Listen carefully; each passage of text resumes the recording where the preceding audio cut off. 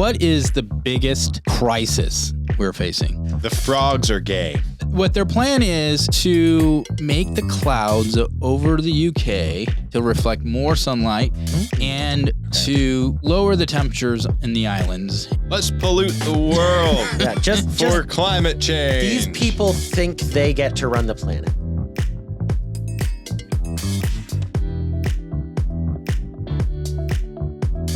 Hello, and welcome to the Pop Culture Contrarian with Thomas, Sterling, and Andrew. Hello? Hey, guys. Before we get started, I want to remind you to go to patriotpost.us. It is America's news digest. It's been on the web since 1996. It's the oldest conservative news digest on the web, like I said. It's absolutely free, no ads, no subscription fees. Just give us your email address and it'll be delivered to your email box every Monday through Friday at noon. It's right. It's free. Absolutely. Subscribe. Do that. And the best way for you to support us is to either subscribe there or to go to patriotpostshop.com and buy some of our merchandise. We're going to have floating here in front of Thomas's face the Gulf of America baseball cap that we're selling. It's pretty great. We've also got a t-shirt. We've got mugs. We've got coffee. We've got all sorts of stuff. So go check it out. We've got some awesome stickers. And yeah, now we're going to get started. And I'm handing it over to Thomas, who is our lead for this story. Okay. Well, what is the biggest crisis we're facing? The frogs are gay. Gay! Yes. No. Yes. I don't think it's that. Oh, okay. Alex Jones, thank you. Hang on. I know what it is. It's Star Wars is bad now. Now it's all ruined. That probably is closer to the actual crisis we're facing. No, actually, we're going to talk about the climate cult or climate change. Oh, okay. And we talk about that often, and we know that it has been a policy for different administrations to try to push it or pull back on it. Currently, thankfully, we're pulling back on this nonsense. Yeah. Wasn't there some big kerfuffle a month ago or something where the Tulsi Gabbard was going before the Senate and a senator asked, why aren't you talking about the climate crisis as a national security threat? Yeah. And she's like, because it's not a national security threat. That's no moon. Yeah. That's no moon. Yeah. So, but in the UK with the Labour government, they're leaning into it very much so. But they have a plan, actually. They've come out with a plan to dim the sun. The British government has announced they're spending £50 million on experiments to dim the sun. Hang on. Are you talking about the sun, like the one in the sky? The sun big yellow in the thing? sky, yes. Now, okay. Don't they have clouds for that in the UK? Yeah, it actually doesn't deal directly with the sun. Huh. Okay. You know, because I don't think their hubris isn't that great where they think they could actually, make the sun less bright. That would be impressive, though. It would be. No, what their plan is to make the clouds over the UK brighter to reflect more sunlight and make more of them to lower the temperatures in the islands and maybe, if it works well, expand this to the rest of the world. So they want giant mirrors over their country. Isn't that like, I'm pretty sure that's the plot of one of the James Bond movies. Yeah, it does sound kind of like one of these villains. Although the villain is always doing it, with nefarious purposes in mind. Oh, and these guys clearly only have altruistic motives. Yes. There's no other reason they do it. So there's the entity within the UK government that is doing this it's an acronym. It's ARIA. Okay. And it's actually has been theorized for a while. What this deals with is, you're all familiar with like cloud seeding. Yeah. Yes. Okay. And it's been practiced for like decades. Yes. So that's to try to make clouds rain. Yeah. It's fighting against droughts and that kind of thing. Right. Yeah. So what this is doing is kind of a similar concept, but it's like trying to seed clouds, not necessarily to make them rain, but to make them brighter, thicker. And we do know that when there's cloud cover, guess what? There's less sunlight coming down on Earth. And so it would cool the Earth. Sounds like a ploy just to make everybody into grumpy British people.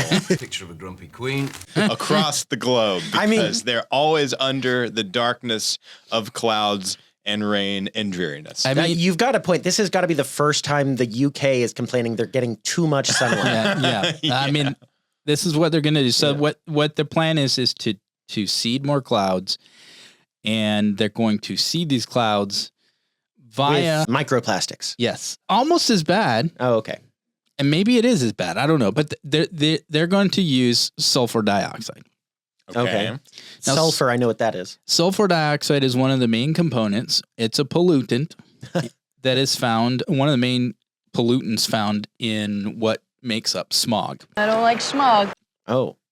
Sounds very good for the environment. Yeah. Right. Well, the reason we have catalytic converters on our cars, the reason that I think it was the EU, no, it was the UN and the I want to say IMO, but I can't remember specifically, but an agency within the UN that determines that recently passed new rules for shipping pollution levels to try to get more ships at a certain level Oh, right. Yeah. for carbon emissions. Anyway, this would be doing, in one sense, the opposite of that.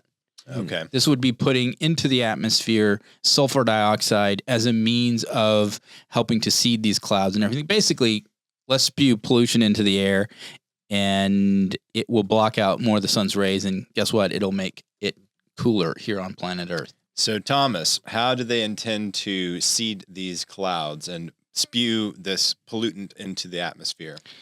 Well, basically they have aircraft that will fly high. So, Icarus Airlines? Yeah, probably. I mean, I think it's going to be a little bit like, chemtrails. Chemtrails? I don't Hey, man. It's in the chemtrails, the phones, the radio waves, in the tap water. One day Alex Jones is going to be proven right about everything, and we're all just I going to know. have to eat some crow. I know. I mean, I think chemtrails, Sorry, just real quick, Yeah, going back go to the ahead. group that is threatening the carbon tax on shipping. Yes. Is the EU emissions trading system, apparently. That's what I'm finding. International Maritime Organization, IMO. That's after. Yeah. Right. So that came out just like last week or something. Yeah. Where was I? How are they? Oh, so the idea is they're focusing on the upper stratosphere, lower stratosphere, and troposphere, those levels. And the idea is to, within each of those levels, try to seed clouds or make clouds brighter, and the use of aerosols, they're calling it. So basically spewing out the sulfur dioxide. And I assume this is supposedly all on kind of like experimental level, but it's going to be, rather than just doing this based upon data that we know from, like, I guess the idea behind this is volcanoes. Because when a volcano erupts, it spews all kinds of ash. Much of that ash is sulfur dioxide based into the atmosphere. And we do know, I mean, because just so much will go in, that it does can have a cooling impact on the climate. Well, there's historical data for that. Yes. So there was an event. I have the article pulled up here. So it's called 1816, the year without a summer, when Mount Tambora in Indonesia erupted, actually in 1815. But the cloud it emitted when it erupted was so big, it created an aerosol cloud the size of Australia. The cloud blocked sunlight from reaching the Earth and changed the global climate by 2 to 7 degrees Fahrenheit. Massive. The effects of which devastated much of the world. Crops failed across Europe and the U.S. due to the cold or lack of sunshine, causing grain and oat prices to soar. Rains, floods, cholera, crime, all sorts of horrible things. So Yeah. I guess that's like my first thought here. Yeah. Is like these UK scientists, I guess. ARIA is like the Advanced Research and Invention Agency. Yeah. Like, what hubris? Oh, Like, what pride to think not only can they dim the sun, like that's arrogance itself, but that they have the right to do it when the sun is, without the sun, there would not be life on Earth. But they assure us this is safe because they have all the climate modeling.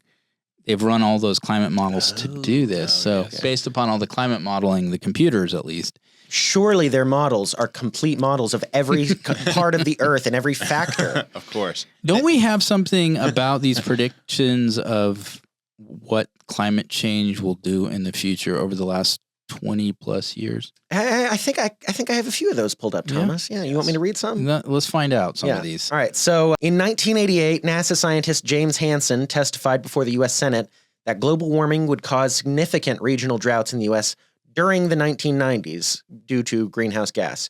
Yeah. I don't know about y'all. I was, born in 94, but I don't think there were giant regional droughts in the U.S. in the 1990s. I don't recall. Yeah. No, I'm. Yeah. And we must have missed that one. It must not have been that Maybe bad. I was sleeping through the whole. I do think technically there were droughts. Just okay. by the way. All right, Mr. Thomas. Sorry. Andrew, sorry. Where were these dramatic droughts? It was like in the mid 90s. I do think that California, especially, and isn't technically California going through a drought now? I think California is always going through a drought. The thing is, I'm saying. Droughts are kind of cyclical, so right. They're based on the weather patterns. Yeah.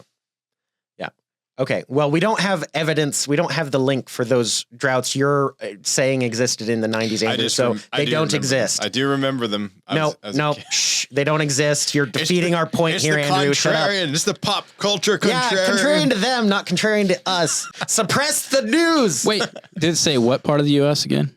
I just said in the U.S., significant regional droughts, but regional is the key. Regional is more than, with this area is having a drought. I think it's like our grass was kind of brown. I don't recall any dust bowls. Okay, ignore everything Andrew just said. We're moving on. In 1988, it was reported that the Maldives Islands would be underwater by 2018. I don't know about you, but it's 2025 and you can still book a flight to the Maldives, however you're supposed to say it. But have you actually been to the Maldives? Do you know? I guess you're right. I haven't been there. It might be underwater. It could be like a seaplane that that the Earth. You got to get a scuba gear to go to your hotel. Yes. Are you sure that the moon is there? Yes, exactly. All right. And also, birds aren't real. No, birds are drones from the CIA or FBI or somebody. What killed the birds?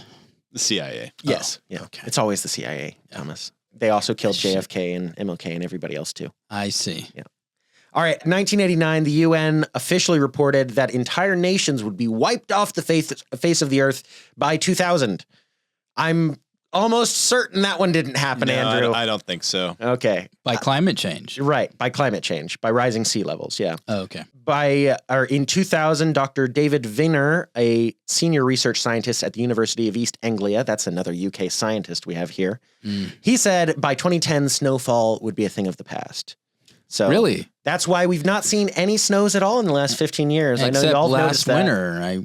Oh, yeah, just like a few months ago, we had some pretty serious snow. So I think that these guys just secretly really love Charles Dickens, snow, and White Christmas, and they just really want a mini ice age so that they can have a White Christmas. Yeah, that's an interesting point, Andrew, because we've talked about this before on the podcast, I think, that Charles Dickens kind of popularized the idea of a White Christmas in A Christmas Carol.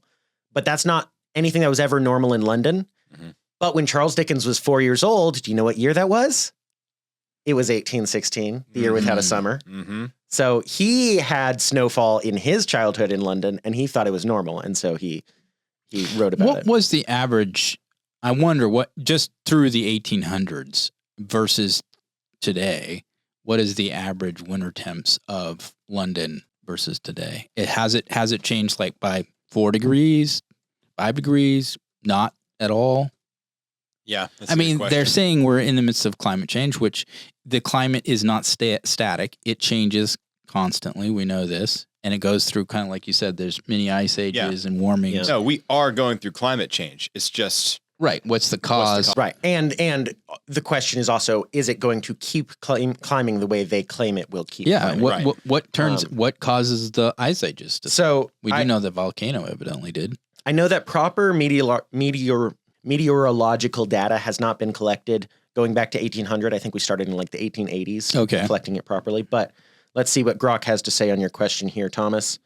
Winter averages. Oh, this is in Celsius, so that's complete gibberish. Who knows what that means? Well, compared to the Celsius then to today.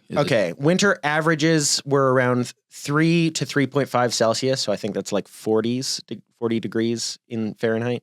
And then compared to today, it's about 5.5 to 6. So 2 degrees Celsius. That's pretty significant. That is significant, yeah. If their averages from before data is accurate. Accurate, right. But the other thing is the end or the beginning of the 1800s, we mentioned 1816 year without a summer. That cooled the planet. And then there was a frost fair in 1814 before the volcano erupted. So it was already cold there. Yeah. But that was the end of the Little Ice Age, which was a significant period of cooling around the world. So, of course, it's going to get warmer once the ice age ends. Yeah, and I know that there were stories, I can't remember the names of the stories, but written, I think, right around the time of World War II, maybe a little afterwards. But it was a Dutch author, and the stories were about how they would go to school by skating across the frozen canals. Oh. But to my knowledge, that's a rarity for the canals to freeze in the winter in the Netherlands today, in Amsterdam. And I would assume to be able to freeze hard enough to be able to skate on. I mean, that you usually have to get several inches of ice. Interesting. Yeah. So, I mean, that would be indicative of, the climate has warmed since then. Yeah. Okay, so Grok is saying, and again, Grok is trained on all the data that the scientists put out, which is tainted data.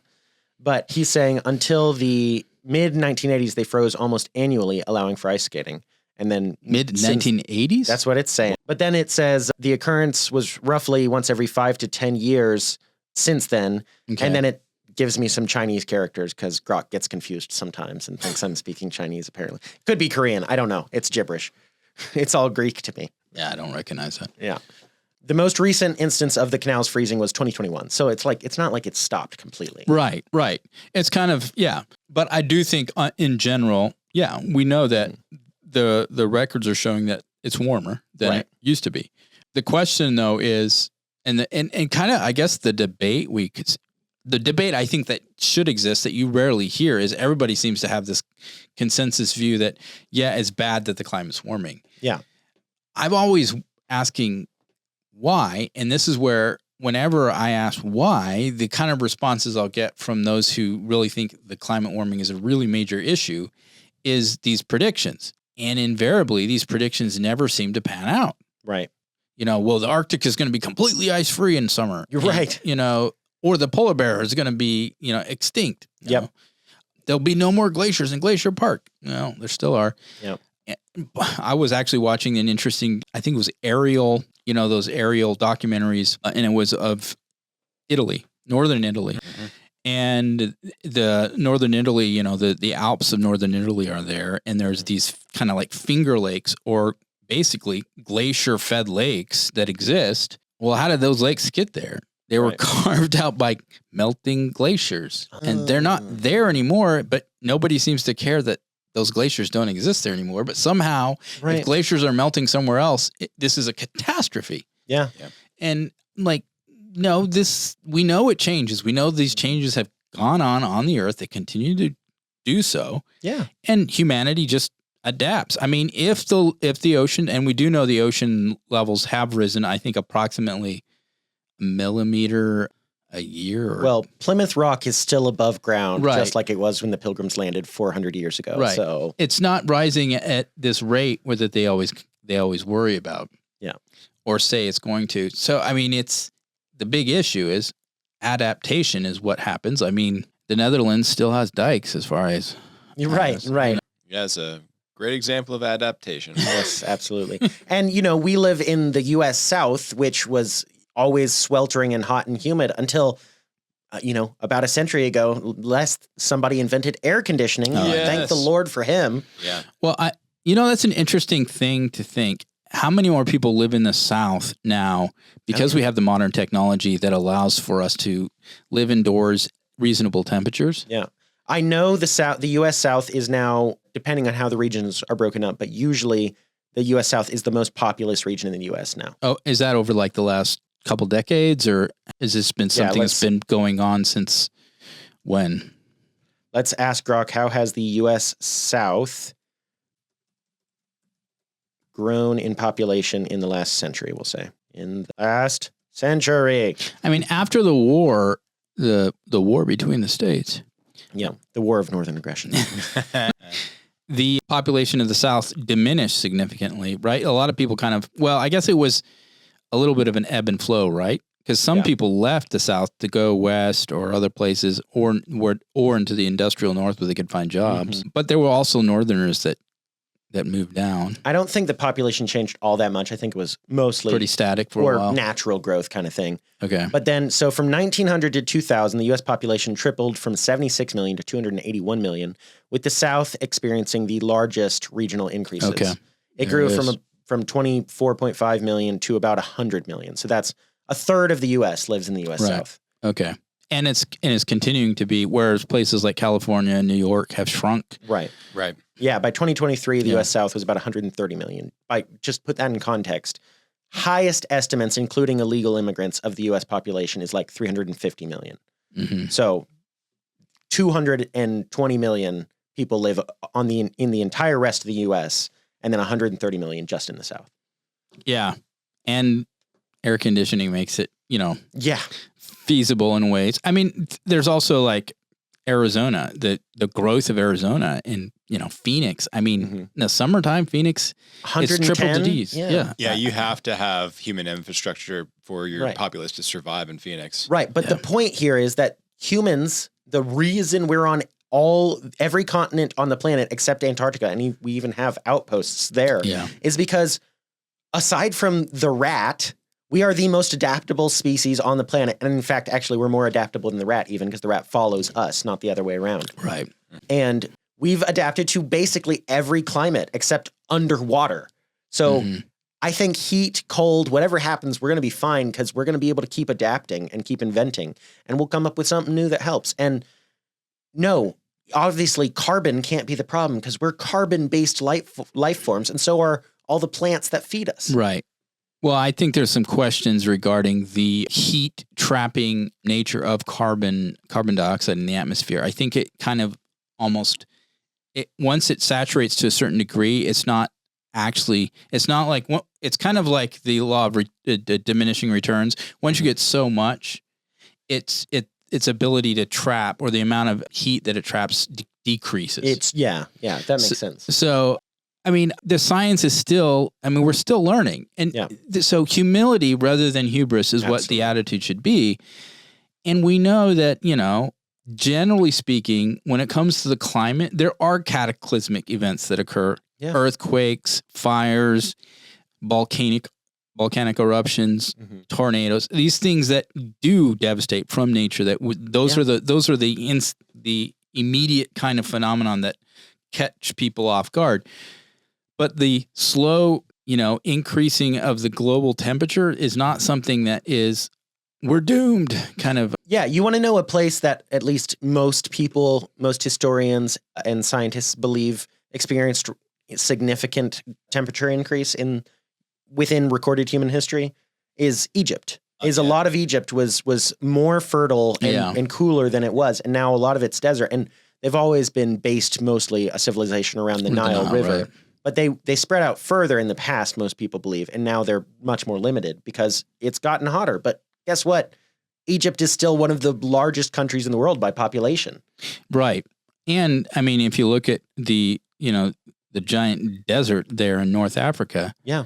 But over the last, 2 decades, 3 decades, it's been in a process of greening elements. I didn't know about that. I know there's efforts to do that. No, but it's actually because of the higher percentage of carbon dioxide in the atmosphere, that's plant food. Right. And there's along the edges and everything, it's been experiencing greening. And I think when you look at the amount per acreage of greening, it's like something like the size of France or something. I mean, it's. Are you talking about worldwide or just in Africa? I think this is North Africa. If you you ask Rock how much the Sahara has greened over the last 2-3 decades. Last 30 years. I do know that the U.S. I saw some report recently that said that the U.S. had more tree cover today than it did 100 years before. Yeah. So well, part of that is maybe we haven't been cutting as many, but exactly. Yeah. The point is, nature bounces back really quite fast, and we can assist it in all sorts of ways. And I have been planting more trees. My question is, we have, what are those oxygen chambers that they'll put people in to help them recover? Hyperbaric. In one sense, is that what we're doing with carbon dioxide to the planet for plants? I think that is what the report I saw was saying. I think the whole globe is supposed to be greener than it was because of higher carbon. Yeah. And I personally have noticed anecdotally that the area we live in compared to when I was a child 20, 25 years ago seems much more jungle-like. It seems like the plants just explode and grow, into the road sometimes much more than they did when I was a kid. Interesting. Probably because it was a drought. There was no drought. Probably Ignore him. that's what He's it was. fake news, Yeah. Andrew. So the Sahel is the semi-arid transition zone south of the Sahara in North Okay. Africa. All right. Or I guess Central On Africa the edge there. of it, yeah. That's experienced the most significant greening, and the amount there has been 700,000 square kilometers, which is the equivalent of France and Germany together in the past wow. 30 years. Yeah. So, That's incredible. yeah. Hey, and, there's a lot of people that live in Africa and, growing food. I remember growing up, there was always talk about the famine in Africa. I think Ethiopia specifically. Now, much of that had to do not with the climate, but with you could say the geopolitical climate, maybe. Bad governments result in, bad policies that can result in stuff like famines. And that might have been the case with Ethiopia at the time. I think it was a communist government. Stalin never starved anybody, but No. He's just Not at all. a, I guess, was Stalin the Holodomor, or was that Lenin? That was no, Stalin? Stalin. That was, and that's in the Ukraine. Yep. Yeah, benevolent guy. Yeah. Okay. 98 to 2000, there was a moderate drought in the southeast. But before that, you have to go back to 1989. So Andrew is fake news. Ignore everything he said. A moderate drought. That's not severe, significant regional droughts. Well, I didn't say that. Well, that's what the scientist was saying. I said there was a drought. I didn't say it was severe. Yeah. So- He's fake news. So the droughts that caused the Dust Bowl of the 1930s. Yeah. That was man-made. Well, yeah, I've heard. I'm. Farming practices. Was that Right. just solely farming practices, Yes. or was there something else there? Well, to be fair, that's what I was taught, is that it was farming practices. Yeah. It could be there's something else there, but the general accepted theory is that That was just poor farming. They the turned up all the soil, the topsoil. Yeah, the topsoil had been built up over super Millennia, long periods yeah. of bison grazing and They stuff. also killed off all the bison, right. and they just ran the crops so long without replenishing the soil. Okay, it died. And The nutrients died out. Traditionally, Okay. the prairie grass had a root system that would go feet down Wow. into the topsoil. And That's when why you're you get tilling the earth. The sod busters, wasn't that what they called the farmers in the Yeah. Yeah. the sod busters. Yeah, Yeah. and so it just all of that got loose. So there's 5 factors Grok gives me. The first one is actually a series of droughts from 1930, severe, especially severe in 34 and 36. Okay. Then the sodbusters, poor agricultural practices, the extensive plowing of the native prairie grasslands, overgrazing and land overuse, where they just didn't let it lie fallow like they're supposed to. Yeah. High winds and soil erosion, which I guess that ties into the drought, where if the Right. soil was moist, it wouldn't matter as much. And then economic and policy factors. So the stock market crash, more people were forced to homestead, I guess. Yeah, trying to farm to eke out a living. Yeah. So it was quite a few factors, but the significant ones are drought and man-made. Okay. Yeah. Yeah. So I mean, I think that's an example of we have to be careful Absolutely. how we engage with nature, but I think there's an element of local versus global. Absolutely. And not to say that the impacts that we have can't have some kind of global impact, but generally I would say it's more pronounced in the local than it is on the global scale. It is interesting what they're going to do with these. I guess they're moving forward on it. They're spending something like 50 million pounds to start the research for dimming the sun. Yeah. So the headline that caught our attention on this reads, "Experiments to dim the sun to be given green light by UK government." Yeah. And so 50 million. the irony, part of the irony here is they're trying to limit and lessen the sunshine, literally, on the British Isles. At the same time, guess what the British Isles are trying to do? They're trying to go carbon neutral. Oh, And one of the ways they're doing that is by putting solar panels on places. So I bet if you have less sunlight, it also affects the wind too. I bet it does. you're probably right. Yeah. Yeah. Are the windmills going to turn Right. if the sun don't shine? And this is just something to kind of tag on here. We haven't done the research on this one yet, but as of today, while we're recording Monday, April 28th, the entire Iberian Peninsula, which is Spain and Portugal, is without power because they've been over relying on renewables. Yeah, this is what's going to happen And it's sad because this is one of those things that's going to result in, we were just talking about how in Ethiopia they had famine. And that was man-made mostly because of policy. And the Holodomor was man-made. Man-made. Yep. This could end up being another man-made disaster because if people don't have the energy necessary to do, like even farm. Yeah. You know, well, if you're not able to farm adequately enough to grow enough crops for your population, what's that going to result in? It's going to result in massive deaths. Yeah. And so, like in the Holodomor, we've mentioned it a few times. Just if you don't know what that is, in 1932 and 1933, Soviet Ukraine policies led to the deaths of, on the conservative end, 3.5 million, to the other end of 10 million deaths. Yeah. So Starvation millions and does. millions of people were growing crops, and then they were forced to send it to the Soviet Union to distribute among the people, and it never made it back to the people who had grown the crops in the first place. Right. And if they tried to save crops for themselves, it could be, they would be imprisoned and stuff. And turned on by each other. Yeah. Because that's just that's your little reminder that communism has failed every time it's tried, and whatever its ultimate goals may be, it ends in starvation. It's a terrible system. Yeah. Yeah. So what I'm curious for, it's kind of like a little bit like the transgender movement. At some point, the people who were subjected to it as children and realize what abuse they were put under in the name of, like, you know, what, liberty or whatever, freedom, individuality, is going to come back and bite them because the science is showing the opposite, right? And these detransitioners are going to come back and say, why did you abuse me like this? Yeah. With the net zero agenda, at some point it's going to come back and bite everybody when it proves that it can't create enough energy to sustain these populations. Yep. I mean, that's happening in Canada with their net zero carbon tax, which it's killing them, and they're going to vote Mark Carney back in. I don't know if I can use that. Do you think for sure? Yeah, that's not as bad as what we had last time, Andrew. Okay. Do you think that's a for sure? I don't know. I hopefully not. Hopefully, I mean, Mark Carney loses. today the Canadians have gone to the polls, right? Yeah. I think today. I don't know if it is just today and they'll announce it tomorrow. I don't know how that works. I was reading an article saying that if basically Canadians go to vote for whether or not they will become the 51st state. Yeah.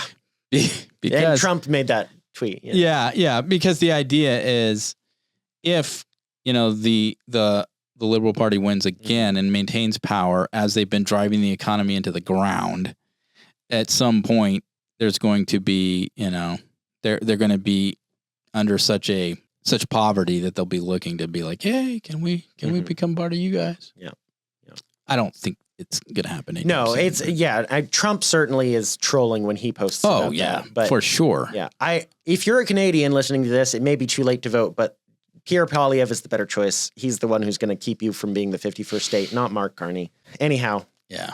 So, all right, let's take a poll of the room here. Who thinks dimming the life-giving source of not every good thing, but all the light and power and energy and heat on Earth, who thinks dimming that is a good idea? Raise your hand. Can I raise it like in the opposite direction? All right. Who thinks leaving negative? the sun alone is a good idea?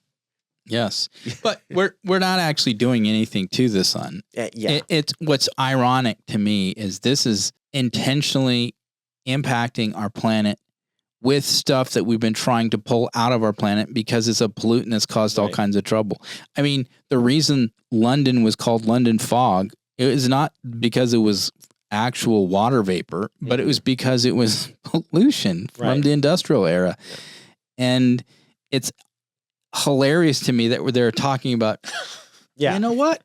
We worked so hard to get rid of pollution, and now they're like, we got to bring it back. For climate change, we must pollution. I mean, I remember seeing, I had my mom's side of the family, she grew up in Southern California, and I had cousins and aunts and uncles that lived in the LA area. And I remember visiting LA, and I'm like, what's this stinky brown haze everywhere? Yeah. And I mean, it was bad. I mean, it's not anywhere like that today. Yeah. Because of a bunch of efforts to clean up the pollution primarily from vehicles. It was cars, you know. Who wants to go back to that? Apparently the Brits. Yes. They love to be miserable. It just That is true. It's like just their national crazy. pastime. So just for our audio only listeners, just so you know, there was 0 votes for dimming the sun, and there were 3 votes for leaving the sun alone in this room. Yeah. So just so you know where we stand. Mm-hmm.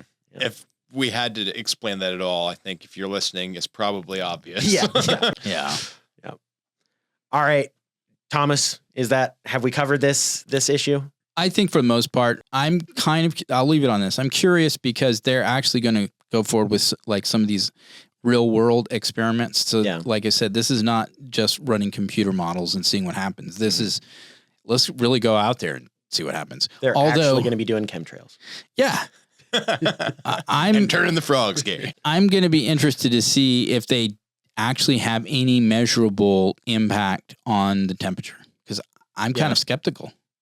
You don't even think they can do that? I mean, this is my understanding, the amount of aerosols, put it that way, that they would have to put up into the atmosphere to even come close to like mimicking a volcano or something like that. I don't know if they can do that. The interesting thing will be if the cost of getting the planes in the air starts combating too hard with their carbon goals. Oh, I know. And so they're like, we can't dim the sun enough because we're going to spend too much carbon to do it.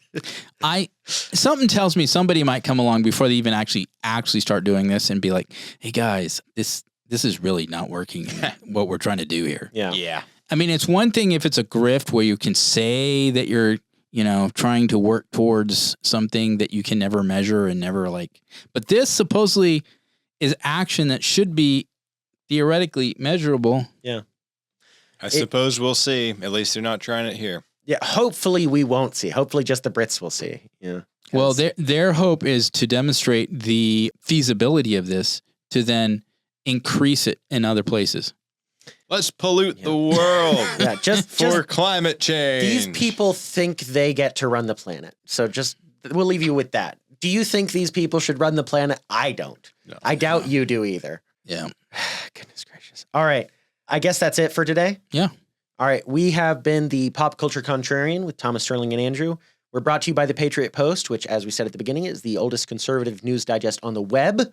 It's right and it's free. Be sure to like and subscribe. And hey, hit the bell icon on YouTube so you'll see every time we upload a video. And we'll catch you next week. Bye. Bye. See ya.